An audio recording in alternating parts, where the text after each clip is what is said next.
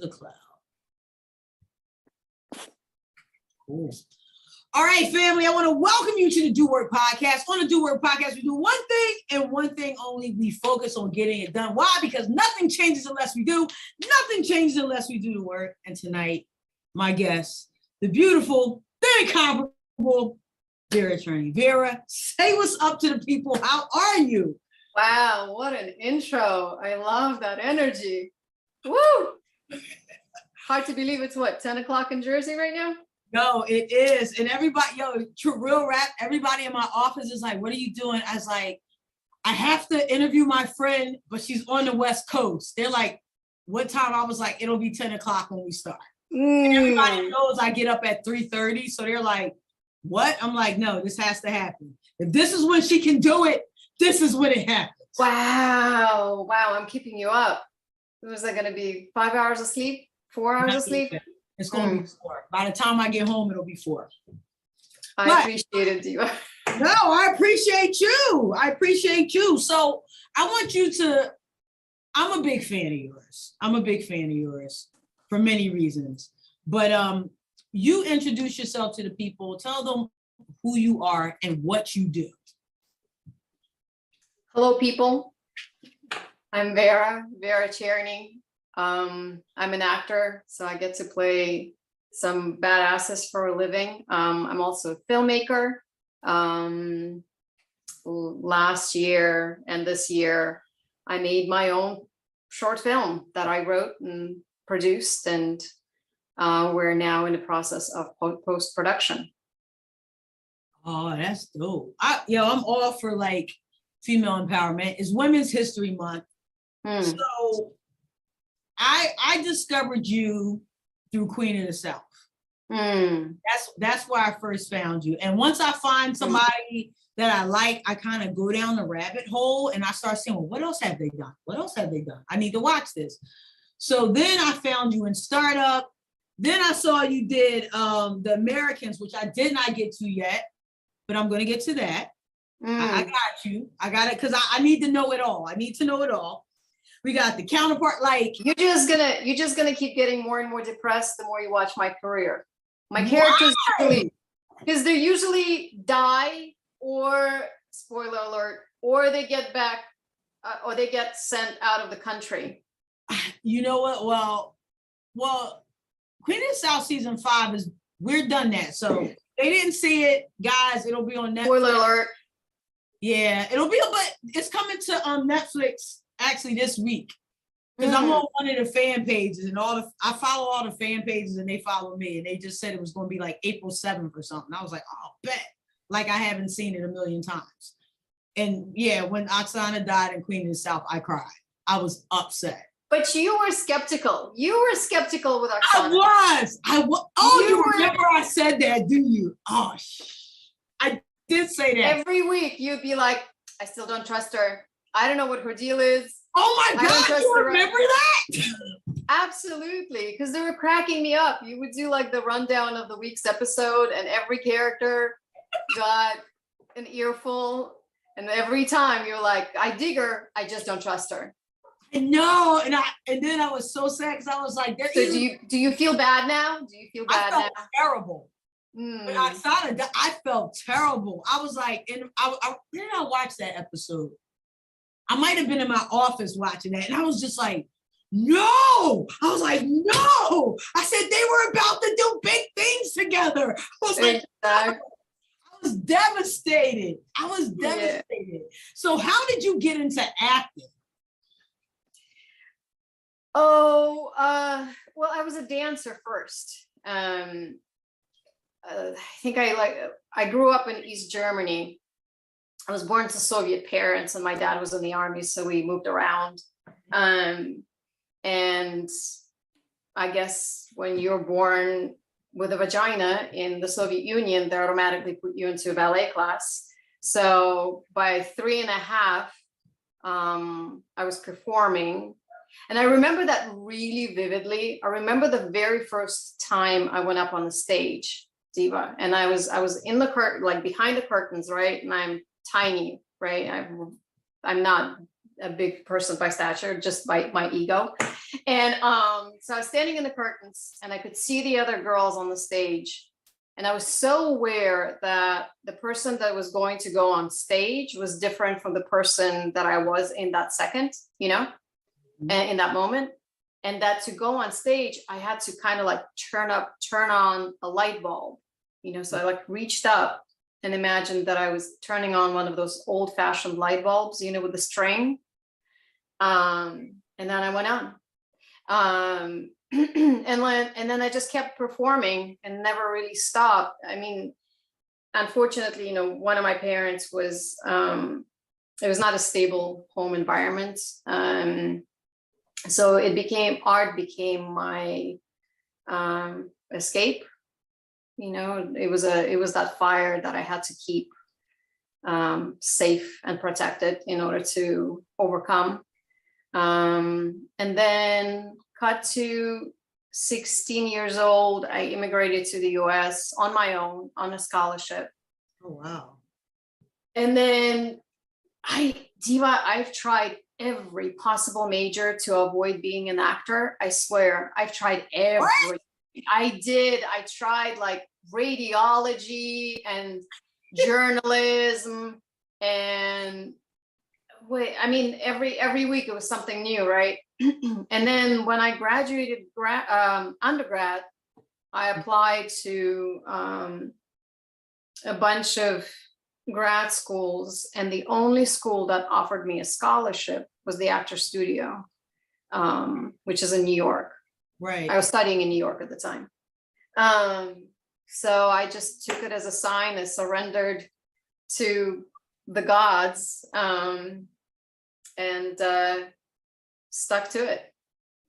Yo, all right. So I'm gonna tell you a fun secret since we're talking. I'm gonna divulge here. So my degree is actually in dance and choreography. No way. Right. What kind of dance? So my degree is in modern dance. I ain't gonna lie, I thought I was gonna be on Broadway. Like wow. I was training. I'm going through, I'm from Philly, so I'm training. Like a lot of my friends, I lied to you not, are on Broadway now actively, are actors, and all my friends are performers. All my friends are performers. Do you miss it? Do you miss dance? Or do you still do it? No, I miss it. I miss it. The only time I was doing a lot of musical theater too. The only time I get to dance now is when I'm teaching classes, when I'm like boxing and I'm just dancing on my own. But well, that is kind of the dance. Yeah. But I still get to perform. I say I get to perform every day. Like I get to, when I'm teaching or I'm doing like a lecture or something, like I'm, that's my performance. It's not what I had in mind, but that's my performance. No, yeah, I dance is so important. It's just and the best, I tell you, like, because I kept taking dance classes as I fought my call to become an actor, and the best training I've ever pursued was at the Alvin Ailey. Just, I mean, for you, it'll probably like what, a 30-minute commute across the river. It'd be like from where I am, it'll be like an hour. But Ailey, all my friends went to Ailey. A lot of my friends were Ailey dancers. Like it's just. And as somebody who was trained in ballet, it was a revolution. I have never seen dancers do that because it's a different center of gravity than it is in ballet, right? It's lower, it's Afrobeat, it's so visceral, as opposed to all here, all locked up, all perfect, trying to be. And it was so liberating. I mean, we danced barefoot to a drum beat. It was phenomenal. It was my favorite experience as a dancer, I think, to this day. Yeah. Especially you coming from ballet in Europe. Yeah, it was night and day for you. It was liberating. And then I was just ruined from that point on. Yeah, then I got into salsa and anything else that did not require any kind of form. So let's go, B. Let's go. Right? That is awesome. So if you're ever in Los Angeles, I'll take you salsa dancing. Done. It's happening. I'm out there a lot. You know I'm out there a lot. So I'm gonna hold you to that. No, I didn't know that. Thanks for telling me. Oh, I'm out there all the time. 3-4 times a year. All right. Done. We're going. Yourself the shoes. Yeah. Oh, I will. I can salsa. I'm a pretty good salsa dancer. Pretty good salsa dancer. Believe it or not. Okay. Okay. Is that a challenge? Okay. Okay. Oh, I promise you, you do not want that smoke. I promise you. Really? Okay, Yo. we have it on record. It's a challenge now. You want to have a dance off? You want to have a salsa All off? right. Done. Done. You do not want that smoke. Oh my God. So, yo, let's get into your characters. So I only know of Oksana and I know of Vera, which I thought was hilarious. I was like, yo, they really just let her be Vera on Startup? No, literally, dude, I was in New York wrapping up a season of The Americans. And this audition came in, right? And the character's name was Vera. And I was like, it's too much of a coincidence. I remember stressing about that one so much because I didn't know any on-tape studios in New York. You know, I'm based in Los Angeles, although I was working in New York at the time. So I recorded it a couple of times, just send it off. And I'm on the bus to the Americans premiere, right? And I had a ticket booked to go to Antigua because I was like, well, I'm in New York. It's just a straight flight, you know? Yeah. And I get a message from my agent and she's like, I got the good news and the bad news. The good news, you booked Vera. The bad news, you're not going to Antigua because they need you like in 2 days in Puerto Rico. And so here I am, Diva, flying out of New York City with the premiere was probably like in February, maybe beginning of March, which is still freezing in New York City, right? Yes. So here I am flying to Puerto Rico with my wool coat and zero summer clothes, nothing. Like I got one pair of flip-flops from the DSW on Broadway, and that's all I had with me. And the rest was just winter clothes. So that's how that job happened. Anyway, you go on. Yeah. Wow. No, that's crazy. So I'm noticing, and I gotta watch The American before I make an assumption, which I'll start working on that tomorrow. But you have a type. You seem to, the 2 times thus far I've seen you cast, I can't speak to all the times. Yeah. They give you Russian boss badass. It's either Russian or we don't really know what she is, but she's no good. Whatever she is, it's no good. Like the vibes are like, I'm like, whoa, but I'm here for it. Ever since I was a kid, I've loved like strong female characters, right? So, one of the first movies I remember watching and just being obsessed with, and if you've never watched this movie, you have to watch it, The Point of No Return with Bridget Fonda. Writing it down. That was the first movie I remember it came out in like 93, so I might have been like 15 or something, but I remember watching that, and that was the first time I was like, who is she? This is amazing. I was like, she's like kicking everybody's ass. She's like this is awesome. She's getting everybody to do what they need to do. And she's the boss and like the men can't control her. She's owning, like, I was so into that. I watched that movie. I stayed with my aunt in Atlanta. I must have watched that movie once a week, the whole summer I was in Atlanta as a kid. Cause I was just so taken back by the fact that this female character was like just dominating. Just dominating. So when I looked at all the movies I like, and I am super attracted to in movies that strong female character, because women don't see enough of that. Like that's real life. A lot of women don't know, but I've had the pleasure of meeting a lot of women who being that level boss is real life, and more need to see it. So when I see those level of characters come on the screen, I'm like, I'm excited. I'm excited. Like for me, that level of boss stress, like that's real life.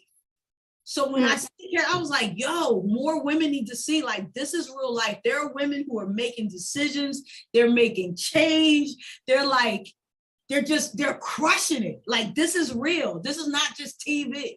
This is real. The energy, the dynamics, I'm telling you, I fucking love it. I love it. Yeah. I mean, thank God for streaming, because that's when that era of real women characters began. You know, that's when that diversification happened, where a woman is no longer in a sort of like servitude plot line position to a white male character. So that's refreshing that I get to live through that era, this era, as an actor. No, we need more. We definitely need more of it. I mean, clearly, minus the whole cartel part, it's extremely dope. You know what I mean? I always tell people, I'm like, this is so dope. I say minus the drugs and killing, it's great. It's great. Right, but here's the deal, Diva. Like, what makes these women relatable is that they are not perfect, right? They don't have their shit figured out. They are not necessarily likable, and I am very much attracted to that, because my job as an actor is to figure out, well, what makes her tick, right? Because the thing is, and I've heard so many actors say this, you know, a story happens when you're ready for it, right? For whatever reason, for whatever universal magical reason, by the time you get to play a character, you're either going through that experience or you're trying to understand it. And so there's this element of empathy that, because you can't judge the character you're playing, right? And so then you have to really relate to her and really figure out, well, what makes her tick, right? And the thing with Queen of the South that is so women-centric, I mean, the lead runs a cartel, right? But we understand her. We understand her motives. We understand what's driving her. We understand her history. We understand that pool of trauma to keep her imprisoned, and yet she overcomes, you know, and how she tries to make something good in the world, despite, you know, she turns the money and she turns it into good energy, right? She takes the money and turns it into good energy.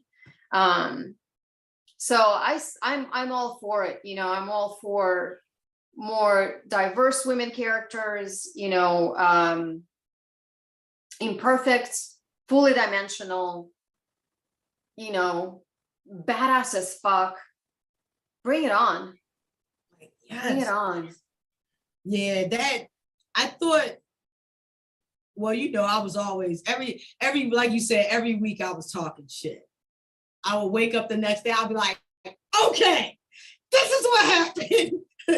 But I was so, I don't know, I was just really, that it resonated with me on a deep level.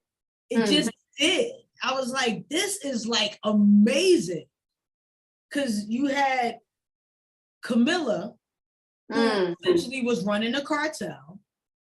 You have Teresa, who was, you know, when she got it, she starts running the cartel. Then you meet the Colombian girl, whose name I can't remember, Garcelle or something like that. Garcelle, something like that. And then Oksana comes in. I was like, and at one point, I'm telling you, I was sitting it, because I used to always watch this in my office, first thing in the morning. I was like, it's all women running this. This is great. Yeah. Like, again, minus all the drama, but it's great to see. And they were like collectively figuring out how to make their individual moves. But I'm telling you, when you look at that from the outside in, just what it represents, the power that was in play was amazing. And I love, like you said, that's happening more.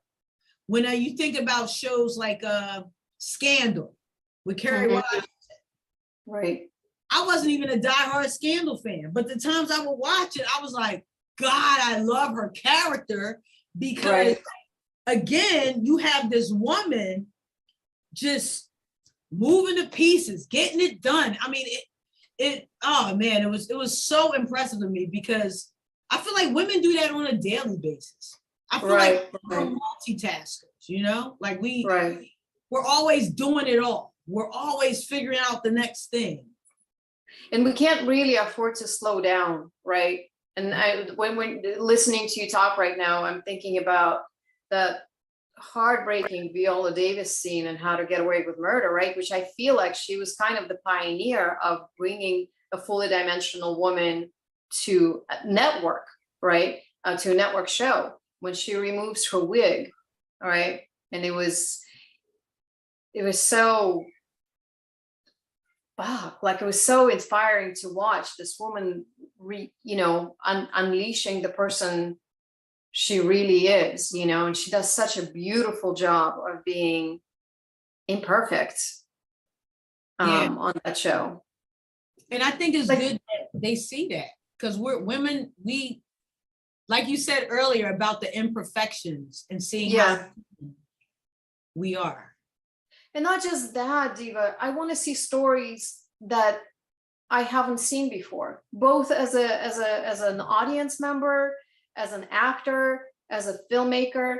And again, I find the timing of my career to be quite fortunate in that, you know, even with Queen of the South, there were women executives on that show, which is why there were women writers on that show, right? I mean, when one of our showrunners is a woman, you know, women directors. I mean, in one season, I forget how many episodes I was in, but I counted up 4 women directors. So it's magnificent to see. And I tell you, you know, when I was making my own film, when I went from the get-go, when I was hiring my producer, who was a woman, I told her, I want to hire women in front of and behind the camera. That's rule number 1. And rule number 2 is that we pay them. If we can't pay them, I don't want to make this. Yes. Paying women artists, paying women for their time. And our crew, you know, I'm applying for post-production grants right now. It's 99% women. And it was such an incredible revelation to me, Diva, because I flew to New York in the middle of the Omicron spike. And I'm in an Uber from JFK into the city, and my driver is this young girl from Harlem, you know, single mother. And as I'm talking to her, you know, and as I'm settling my tab, I go, it's just about redistribution of money. If we have more women in leadership positions, we get to make the choices of whose stories we get to tell, you know, who gets to be on set with us. And I'm all for it, you know, and not just as an actor, you know, if it means that I have to get behind other women's stories just so those stories come to life, bring it. Let's do it, right? It's not about the ego, oh, I have to see myself on the screen. No, I want to see stories that I haven't seen before.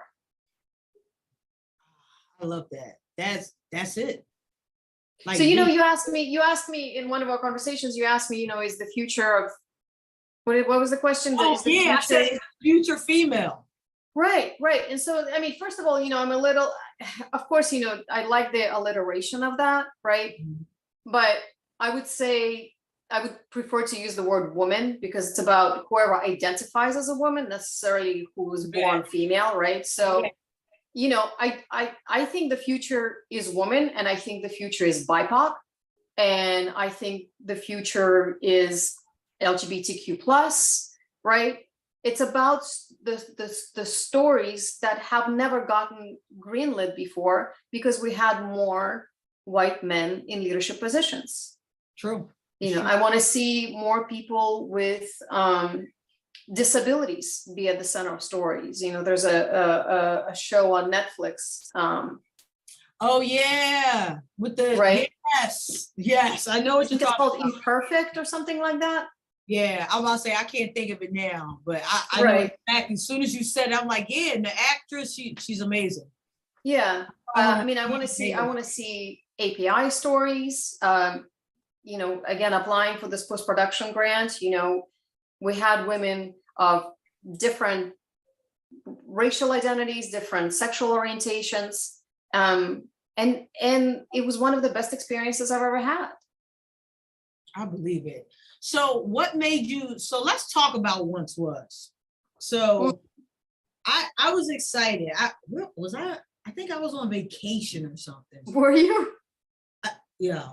God bless you. I was at my house, my vacation house in Florida, and I'm like scrolling, and I see you post about, you know, you guys are fundraising for this film. And I'm looking, I'm like, shit, that's dope. I was like, I'm in, right?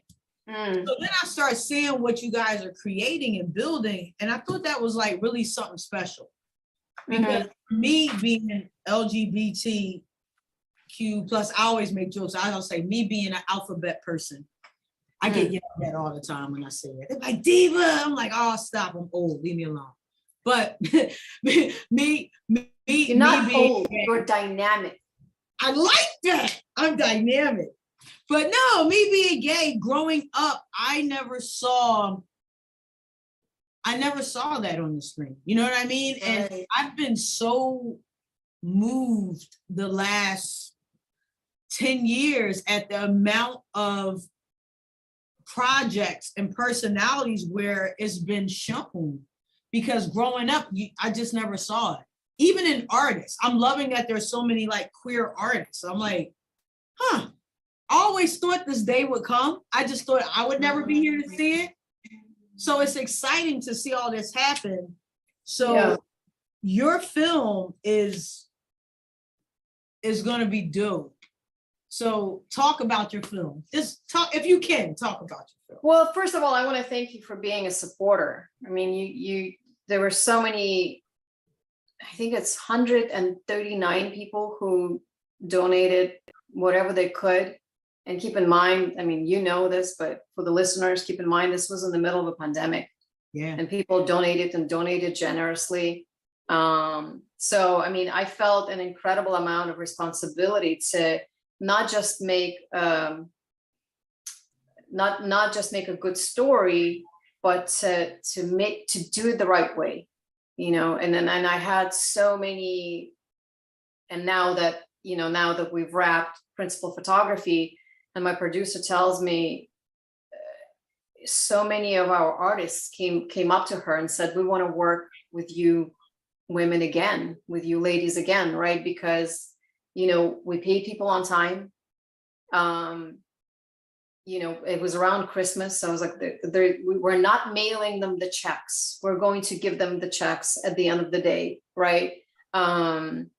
Making sure to respect people's time, never wasting, you know, with these useless, over-labored meetings that most people don't even need to be in, you know, being very clear about how long each meeting was going to last.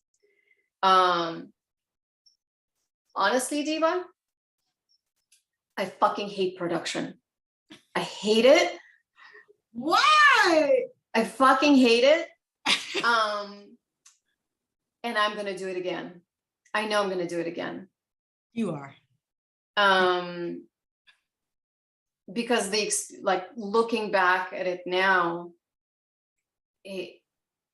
I learned so much as an artist, as a businesswoman, you know, because we ran it through my my S Corp. Yeah, I'm gonna do it again, and maybe not necessarily as an actor, you know, but again, you know, getting behind a story that I believe in. That's awesome. Yeah, and you know, and I didn't really feel it because we had 3 days of principal photography, two in Los Angeles to just get interior footage, and then I flew to New York for 1 day with my DP. And it was only when I was in New York City, because, you know, I went to school in New York, right? And this was me coming back now as someone who was making her own content, right? So the whole experience was just magical. Again, from that woman Uber driver to, you know, my hotel was overlooking the Hudson. And so I knew, you know, like just down the stream, there was the Statue of Liberty, which meant so much to me as an immigrant. And, you know, with my New York being my first stomping ground, just to see the distance that I have come, to know that, you know, how much my dad would be proud of this, you know, he's still back home. Excuse me. No. So, you know, and then the whole shoot in New York was again magical. You know, nobody stopped us. We had no permits. You know, so we're just running the streets of New York City and Central Park, you know, with a black magic pocket camera. Because it was the pandemic, you know, we didn't have as many people out on the street. So that was kind of so it's almost like we had, you know, proper crowd control, everything. The weather, you know, apparently it was freezing in New York, like the first few days of this year. And then when I landed, it was, you know, the weather was just on its best behavior. It was gorgeous, you know.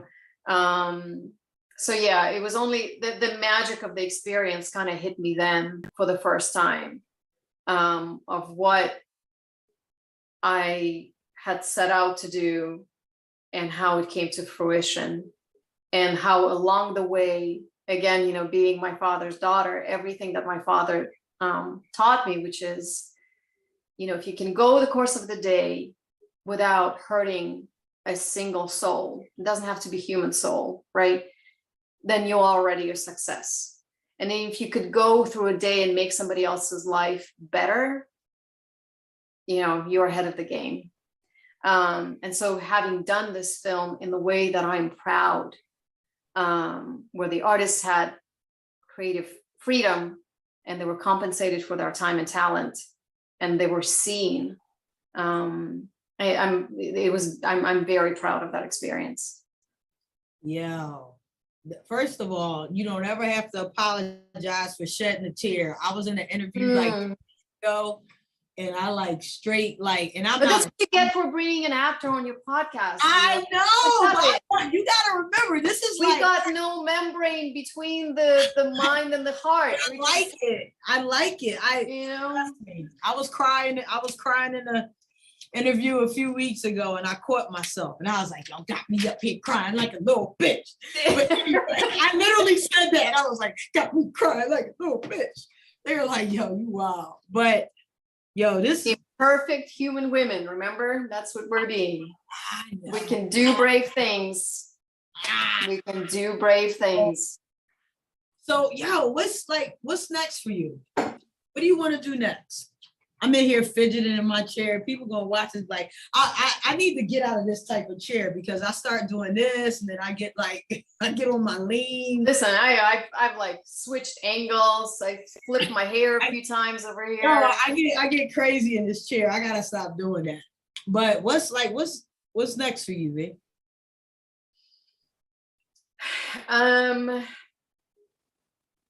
Well, I mean, there's the factual, which is I'm in post-production for the short, right? So right. I'm in editing. We hired a phenomenal editor. I cannot believe that she came on board. Very fortunate. Honestly, Diva, I mean, I know there's work coming up, right? And as long as it's a good script and I get to work with great people and I get to support my family, then I'm good. You know, those are my 3 major requirements. I think the experience of last year changed a little bit, where, you know, on top of the well-written script, I want to see a story that teaches me something that I haven't thought about before, right? Which I guess every character has taught me either an experience or gave me knowledge or a skill that I never had before. You know, like with Oksana, I had never shot guns before, and I had to get training for that, you know, which was funny, you know. We were the big shootout scene. We were shooting in the middle of a pandemic. And it had been a while, right? Because the production paused. Let's see, it was from March to like October. So I don't know how many months that is. Wow. You know, so yeah, I'd done my training and then everything was shut down, right? So I couldn't go back and like brush up on how to handle it, how to load it, right? So I had to get a quick like crash course in New Orleans, in the swamp, right? Like it's literally, there's a crocodile in one of the, I can see it, right? And I'm running around in designer heels, you know, and the two gun wranglers on set. I was like, listen, I just don't want to look idiotic, right? So I got to have a brush up, right? So there we are running around, or I am running around in white heels, you know, in the swamp, trying to look like I know what I'm doing. Anyway, so that's what being an actor is like, right? But to get back to your question, yeah, I want to see a story that teaches me something new about the world. And on top of that, you know, with so much going on in the world right now, as an artist, I often feel there's this nagging question, you know, am I doing enough? Is what I chose to do for a living enough? So you ask me what's next. I would love to find a venue outside of being outspoken, outside of doing, you know, raising awareness, outside of donating my own funds.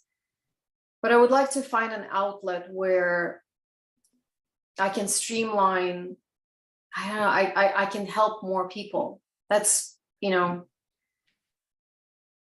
I mean, I feel that in my soul right now, you know, in these moments in history, when there's so much pain, you know, it's hard to not have that survivor's guilt. You know, I'm an immigrant. And I sometimes question my choice of profession. And I'm not the first artist to say that, you know, and you go, you know, maybe I should have been a humanitarian lawyer. Maybe I should have been a journalist, you know.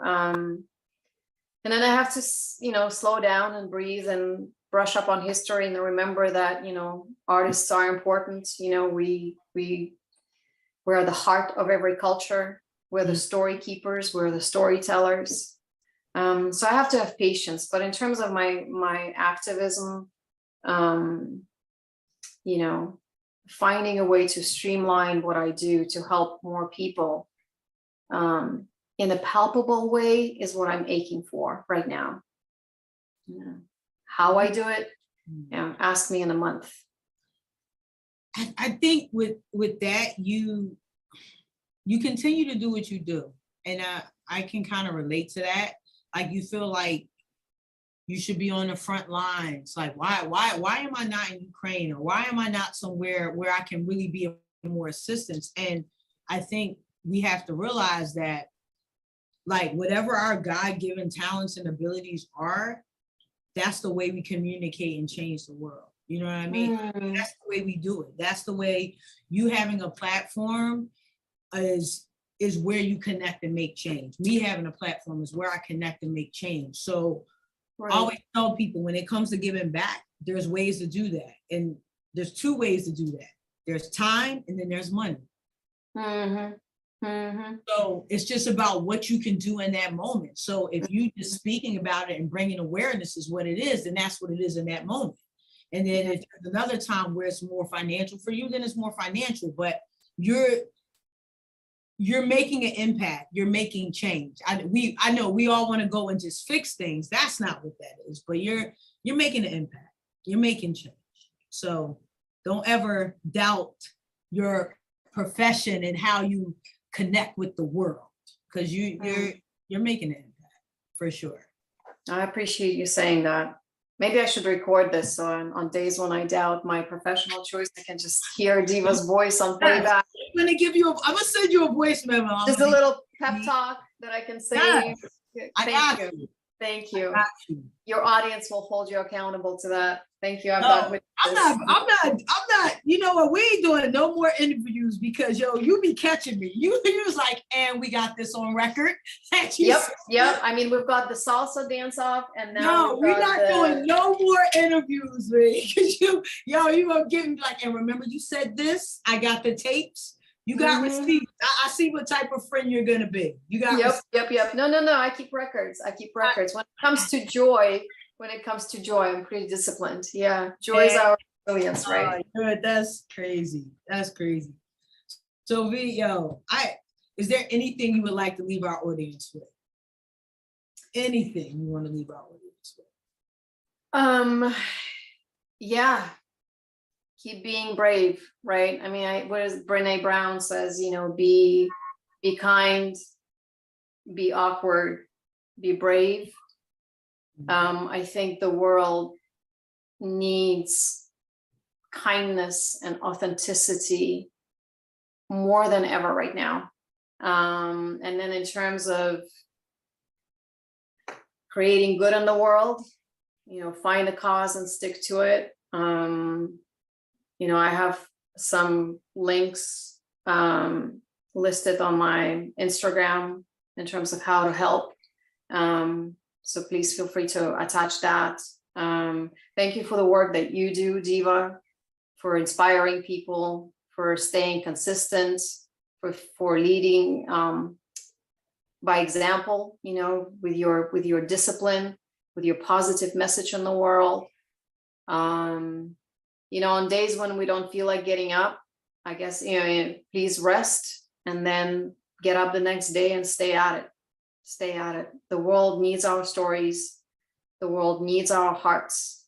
It needs our kindness. It needs our connection. All in love. No, that's big facts.